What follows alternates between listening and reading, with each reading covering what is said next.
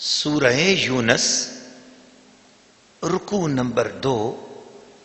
تلاوت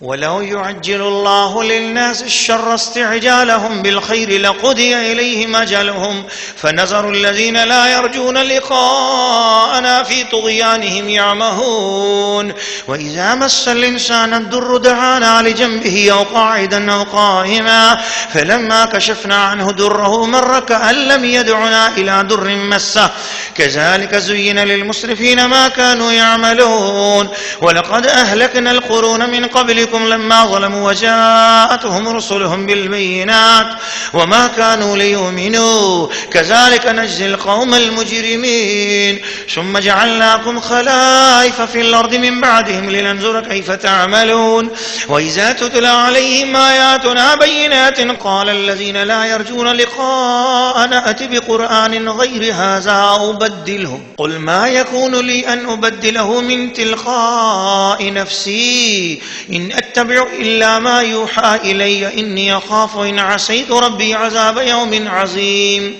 قل لو شاء الله ما تلوته عليكم ولا أدراكم به فقد لبثت فيكم عمرا من قبله أفلا تعقلون فمن أظلم ممن افترى على الله كذبا أو كذب بآياته إنه لا يفلح المجرمون ويعبدون من دون الله ما لا يضرهم ولا ينفعهم ويقولون هؤلاء شفعاؤنا عند الله قل أتنبئون الله بما لا يعلم في السماوات ولا في الأرض سبحانه وتعالى عما يشركون وما كان الناس إلا أمة واحدة فاختلفوا ولولا كلمة سبقت من ربك لقضي بينهم فيما فيه يختلفون ويقولون لولا أنزل عليه آية من ربه فقل إنما الغيب لله فانتظروا إني معكم من المنتظرين سورہ یونس رکوع نمبر 2 ترجمہ کنز الایمان اور اگر اللہ لوگوں پر برائی ایسی جلد بھیجتا جیسی وہ بھلائی کی جلدی کرتے ہیں تو ان کا وعدہ پورا ہو چکا ہوتا تو ہم چھوڑتے انہیں جو ہم سے ملنے کی امید نہیں رکھتے کہ اپنی سرکشی میں بھٹکا کریں اور جب آدمی کو تکلیف پہنچتی ہے ہمیں پکارتا ہے لیٹے اور بیٹھے اور کھڑے پھر جب ہم اس کی تکلیف دور کر دیتے ہیں چل دیتا ہے گویا کبھی کسی تکلیف کے پہنچنے پر ہمیں پکارا ہی نہ تھا یوں ہی بھلے کر دکھائے حد سے بڑھنے والوں کو ان کے کام اور بے شک ہم نے تم سے پہلی سنگتیں یعنی قومیں ہلاک فرما دی جب وہ حد سے بڑھے اور ان کے رسول ان کے پاس روشن دلیلیں لے کر آئے اور وہ ایسے تھے ہی نہیں کہ ایمان لاتے ہم یوں ہی بدلہ دیتے ہیں مجرموں کو پھر ہم نے ان کے بعد تمہیں زمین میں جانشین کیا کہ دیکھیں تم کیسے کام کرتے ہو اور جب ان پر ہماری روشن آیتیں پڑھی جاتی ہیں تو وہ کہنے لگتے ہیں کہ جنہیں ہم سے ملنے کی امید نہیں کہ اس کے سوا اور قرآن لے آئیے یا اسی کو بدل دیجئے تم فرماؤ مجھے نہیں پہنچتا کہ میں اسے اپنی طرف سے بدل دوں میں تو اسی کا تابع ہوں جو میری طرف وحی ہوتی ہے میں اگر اپنے رب کی نافرمانی کروں تو مجھے بڑے دن کے عذاب کا ڈر ہے تم فرماؤ اگر اللہ چاہتا تو میں اسے تم پر نہ پڑھتا نہ وہ تم کو اس سے خبردار کرتا تو میں اس سے پہلے تم میں اپنی ایک عمر گزار چکا ہوں تو کیا تمہیں عقل نہیں تو اس سے بڑھ کر ظالم کون جو اللہ پر جھوٹ باندھے یا اس کی آیتیں جھٹلائے بے شک مجرموں کا بھلا نہ ہوگا اور اللہ کے سوا ایسی چیزوں کو پوچھتے ہیں جو ان کا کچھ بھلا نہ کریں اور کہتے ہیں کہ یہ اللہ کے یہاں ہمارے سفارشی ہیں تم فرماؤ کیا اللہ کو وہ بات بتاتے ہو جو اس کے علم میں نہ آسمانوں میں نہ زمین میں اسے پاکی اور برتری ہے ان کے شرک سے اور لوگ ایک ہی امت تھے پھر مختلف ہوئے اور اگر تیرے رب کی طرف سے ایک بات پہلے نہ ہو چکی ہوتی تو یہی ان کے اختلافوں کا ان پر فیصلہ ہو گیا ہوتا اور کہتے ہیں ان پر ان کے رب کی طرف سے کوئی نشانی کیوں نہیں اتری تم فرماؤ غیب تو اللہ کے لیے ہے اب راستہ دیکھو میں بھی تمہارے ساتھ راہ دیکھ رہا ہوں سورہ یونس رکوع نمبر 2 تفسیر ناظرین و ناظرات سامعین و سامعات کفار کے اندر ایک کافر تھا، گستاخ رسول تھا، بے ادب تھا، اس کا نام تھا نضر بن حارث. نضر بن حارث لوگوں میں کہتا پھرتا تھا اگر اسلام حق ہے تو پچھلی امتوں میں جو لوگ حق پر نہیں ہوتے تھے اور حق کے خلاف ہوتے تھے ان پر آسمان سے پتھر برسے ہیں, ان پر ہلاکت ہوئی ہے, تو اگر جو رسول پاک صلی اللہ علیہ وسلم دین لائے ہیں یہ حق ہے تو ہم پر پتھر کیوں نہیں برستے, یہ ہمارے لیے بد دعا کیوں نہیں کرتے. اور پھر وہ کہتا تھا کہ ہم خود بد دعائیں کرتے ہیں اپنے لیے. وہ خود کہتا تھا اگر ہم غلط ہیں اور محمد رسول اللہ حق پر ہیں تو ہم پر پتھر برسیں. وہ بد دعائیں کرتا, کعبے میں جا جا کے بد دعائیں کرتا تھا وہ, استغفر اللہ. اس کے جواب میں اللہ کریم نے ارشاد فرمایا, ایک آیت تو پہلے گزر چکی ہے جس کا میں نے آپ کو بتایا بھی تھا کہ اللہ کریم سے جب ان کافروں نے خود اس طرح کے نضر بن حارث کی طرح کے لوگوں نے جب مانگنا شروع کر دیا عذاب, تو اللہ پاک نے اپنے محبوب کی طرف اشارہ کر کے گفتگو کی, ما کان اللہ لیعذبہم وانت فیہم. محبوب یہ اپنے منہ سے عذاب مانگ رہے ہیں, میں ان کے ہاتھوں کو نہیں دیکھتا, ان کی شکلوں کو نہیں دیکھتا, ان مکے کے بھرے بازاروں میں مجھے تو چلتا ہوا نظر آتا ہے. جن گلیوں میں تو ہو محبوب میں وہاں پر عذاب کے پتھر کیسے بھیجوں. اور یہاں پر بھی وہی بات آ گئی. رب نے یوں جواب دیا دوسرے انداز میں, فرمایا وَلَوْ يُعَجِّلُ اللَّهُ لِلنَّاسِ الشَّرَّ اسْتِعْجَالَهُم بِالْخَيْرِ لَقُضِيَ إِلَيْهِمْ أَجَلُهُم. یہ لوگ جس طریقے سے خیر کی دعائیں جلدی منگوانا چاہتے ہیں, جب بھی کوئی بات, یا اللہ بچے دے, یا اللہ ہمارے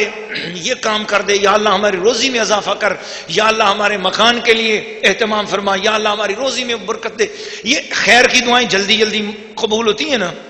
اگر جس طرح تمہاری خیر کی دعائیں جلدی جلدی قبول ہوتی ہیں اللہ تعالیٰ تمہاری بد دعاؤں کو بھی اسی طرح جلدی قبول کرتا تو پھر لکھو دیا الیہ مجلہم, کب کا تمہارا کام قصہ تمام ہو چکا ہوتا, کوئی بھی نہ رہتا پھر. لیکن اللہ پاک کی یہ رحمت اور وسعت ہے اور اس کی کریمی ہے کہ تمہارے لیے اچھی دعائیں جو تم کرتے ہو وہ تو جلدی قبول کر لیتا ہے, اور تم غصے میں آ کر جو بد دعائیں کرتے ہو وہ ان کو قبول نہیں کرتا, وہ اپنی رحمت فرماتا ہے. اسی طرح ماں باپ کبھی کبھی اولاد سے تنگ ہو جاتے ہیں اور اولاد سے کہتے ہیں مر جائے تو, تیرا ایسا. تو اس طرح جو مائیں اکثر کبھی اولاد سے تنگ ہو جاتی ہیں تو مائیں ایسی بددعائیں دینے لگ جاتی ہیں, تو ماں باپ کی بددعا جلدی قبول نہیں ہوتی, اس لیے کہ ان کے اپنے دل کے اندر بھی کہیں نہ کہیں کونے میں اپنی اولاد کے لیے شفقت بھی چھپی ہوتی ہے. اس چھپی ہوئی شفقت کی بنا پر وہ دعائیں قبول نہیں ہوتی, بددعائیں قبول نہیں ہوتی وہ. لیکن اللہ پاک نے فرمایا کہ ان گستاخوں کا حال یہ ہے کہ ان گستاخوں نے آسمان سے پتھر مانگے ہیں, عذاب مانگا ہے. حضور علیہ الصلوۃ والسلام کو پیغام دیا محبوب فنظر الذین لا یرجون لقاءنا فی طغیانہم یعمہون, کریں ہماری طرف سے ڈھیل ہے, جتنی گستاخیاں بے ادبیاں کھل کے کر سکتے ہیں کریں,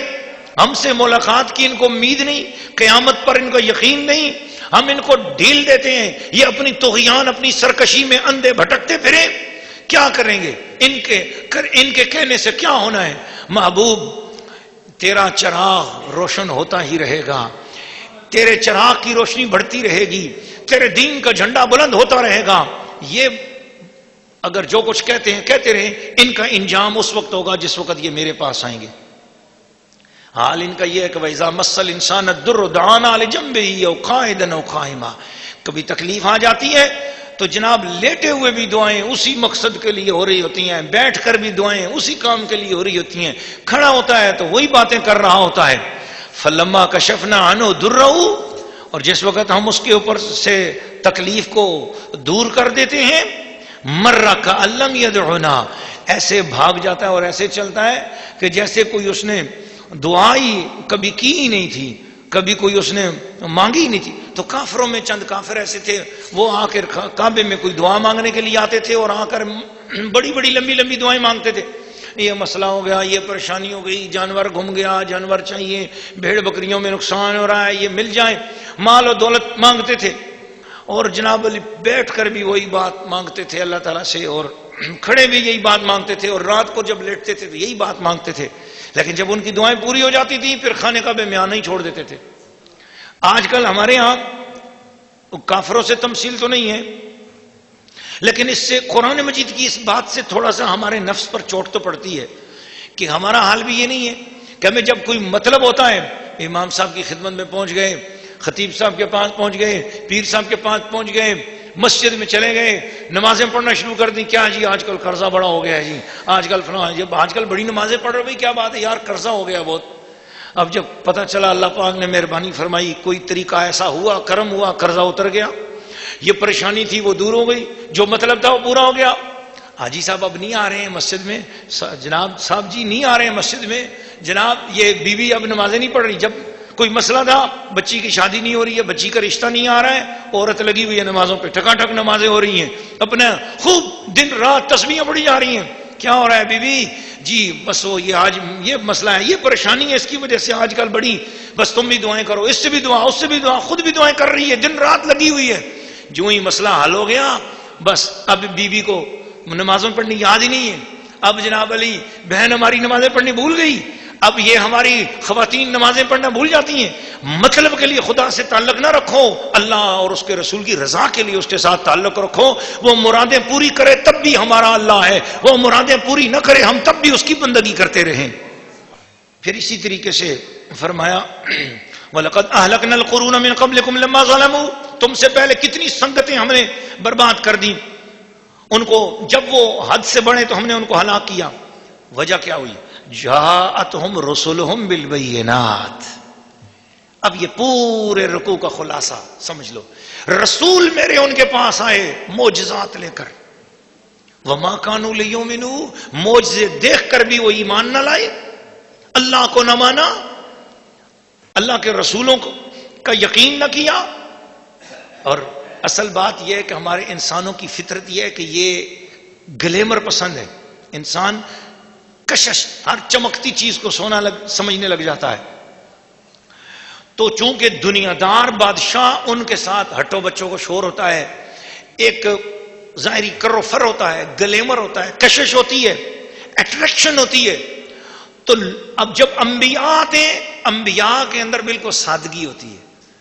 اکثر انبیاء میں سادگی رہی ہے، ورنہ بادشاہ انبیاء بھی تھے، حضرت سلیمان علیہ السلام ماشاءاللہ بادشاہ انبیاء تھے، لیکن زیادہ تر انبیاء کرام اپنے آپ کو بالکل عام انسانوں کی طرح رکھتے تھے، تاکہ عام سے عام انسان بھی ان تک رسائی پا سکے اور عام سے عام انسان بھی ان سے فیوزات حاصل کر سکے۔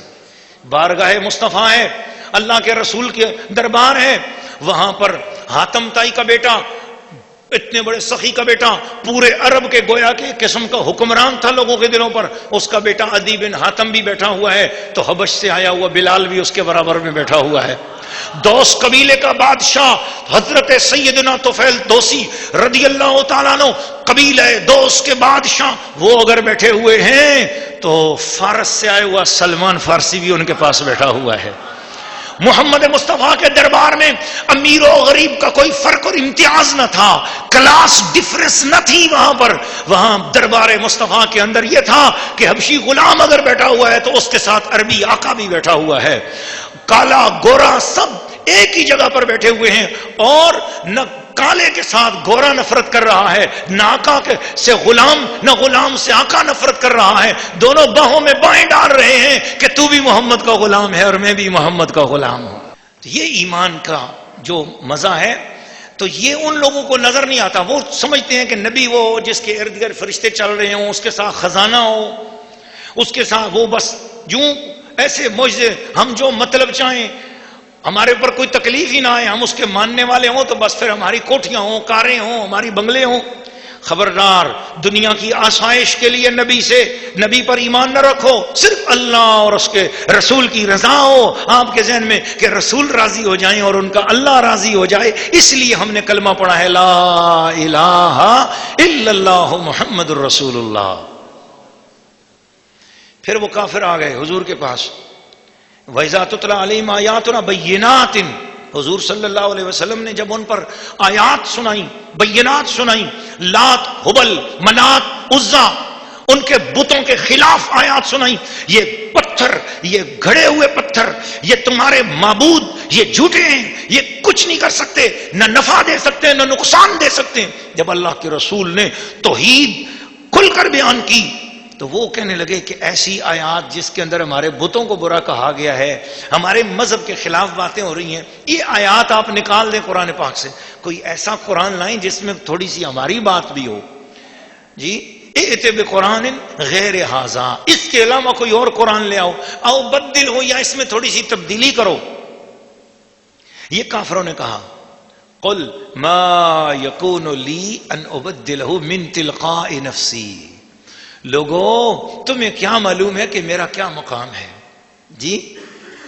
میں اپنے آپ سے، اپنی خواہش سے قرآن کو نہیں بدل سکتا. کیوں؟ اللہ اللہ، سورہ النجم نے راز کھولا. وجہ یہ ہے کہ وما ینطق عن الہوی ان هو الا وحی یوحی، میں تو کبھی اپنی خواہش سے لب کھولتا ہی نہیں ہوں. یہ جب بھی میرے لب ہلتے ہیں سمجھو وہ بول رہا ہوتا ہے، میرا رب کلام کر رہا ہوتا ہے. لب میرے ہوتے ہیں، کلام اس کا ہوتا ہے. زبان میری ہوتی ہے، گفتگو اس کی ہوا کرتی ہے. تو میں تو اس کی مرضی پر چلتا ہوں. جب بھی وہ فرماتا ہے میں اس کی مرضی پر چلتا. میں تو اپنی مرضیاں چھوڑ چکا. میری تو ساری مرضیاں خدا کی مرضی میں فنا ہو چکی ہیں. میری تو اب اپنی کوئی مرضی ہی نہیں ہے. میں اپنی مرضی سے قرآن نہیں بدل سکتا. ان اتبع الا ما یوحى الی وما ينطق عن الهوى ان هو الا وحی یوحى. یہ دو آیات کو آپس میں ملا کر سمجھیں گے تو آپ کو راز سمجھ میں آئے گا کہ اس آیت کے اندر میں پیغام کیا بتایا جا رہا ہے، راز کیا بتایا جا رہا ہے. انی اخاف ان عصیت ربی عذاب یوم عظیم. لوگوں مجھے بھی ڈر ہے خدا سے. اس نے مجھے قرآن اور دیا اور میں اس میں تبدیل کر کے آپ کو دے دوں تو مجھے خدا کے عذاب کا بڑا ڈر ہے. تو اللہ کا عذاب ایسی چیز ہے کہ جب اللہ کے نبی اس سے ڈر رہے ہیں تو مسلمانوں پھر ہمیں کتنا ڈرنا چاہیے. اس لیے حضور علیہ السلام نے فرمایا روزانہ اللہ تعالیٰ سے معافی اور استغفار چاہا کرو. قل لو شاء اللہ ما تلوت علیکم ولا ادراکم بہ. اے محبوب ان سے بات کرو کہ میں آپ کو جو قرآن سنا رہا ہوں یہ بھی اللہ کے چاہنے سے سنا رہا ہوں. اللہ نہ چاہتا تو میں تمہیں نہ سنا سکتا، نہ میں تمہیں بتا سکتا کہ یہ قرآن ہے. پھر اتنی بڑی دلیل دی فقد لبثت فیکم عمرا من قبلہ. میں 40 سال تمہارے بیچ میں ایک پوری عمر گزار چکا ہوں. ذرا سوچو صحیح، اس نبوت کے اعلان و اظہار سے پہلے میں قرآن تمہیں سنا دیتا نا. میں تمہارے درمیان میں بولتا رہا ہوں. میں تمہارے درمیان 40 سال خاموش تھوڑا ہی رہا ہوں، بولتا رہا ہوں. اگر میں نے اپنے پاس سے بنایا ہوتا یہی قرآن تو میری 40 سال کی گفتگو پہلے بھی تمہارے بیچ میں موجود ہے. تو دیکھو وہ قرآن نہیں ہے اور یہ قرآن ہے. تو جب میں اسے قرآن کہہ رہا ہوں تو تم اس جیسی کوئی گفتگو لا بھی نہیں سکتے. تم بھی عربی ہو، میں بھی عربی ہوں، اور میں چیلنج کرتا ہوں جاؤ اس قرآن جیسا کوئی جملہ ہی بنا کر لے آؤ. تو تم ایک جملہ بھی نہیں بنا سکتے. تو یہ دلیل ہے اس بات کی کہ 40 سال پہلے جو میری زندگی گزری ہے اس میں نے یہ چیزیں نہیں پڑھی اور اب میں یہ پڑھ رہا ہوں. تو اس کا مطلب ہے نہ میں نے کسی کی شاگردی اختیار کی، نہ میرا کوئی استاد ہے. تمہارے بیچ میں رہا ہوں، میں کسی جگہ گیا نہیں پڑھنے کے لیے. میں انہی صحراؤں میں تمہارے درمیان میں گھومتا رہا ہوں. اب جب 40 سال گزرے میں بتا رہا ہوں کہ میرا رابطہ میرے اللہ سے ہو گیا ہے. میرا رب اس نے مجھے قرآن دیا ہے. اب میں تمہیں کہتا ہوں کہ یہ قرآن ہے تو تم مان لو نا. میں بغیر پڑھے، نہ کسی کوئی کتاب پڑھی، نہ کسی کے پاس گیا، نہ کسی کا شاگرد، نہ میرا کوئی استاذ، اس کے باوجود میں کتاب لے کے آ رہا ہوں. اتنی بڑی کتاب میں تمہیں بتا رہا ہوں بغیر پڑھے یہ کتاب. پھر اس کا مطلب یہی ہے کہ یہ کسی انسان کی طرف سے نہیں ہے، یہ اللہ رحمان کی طرف سے ہے.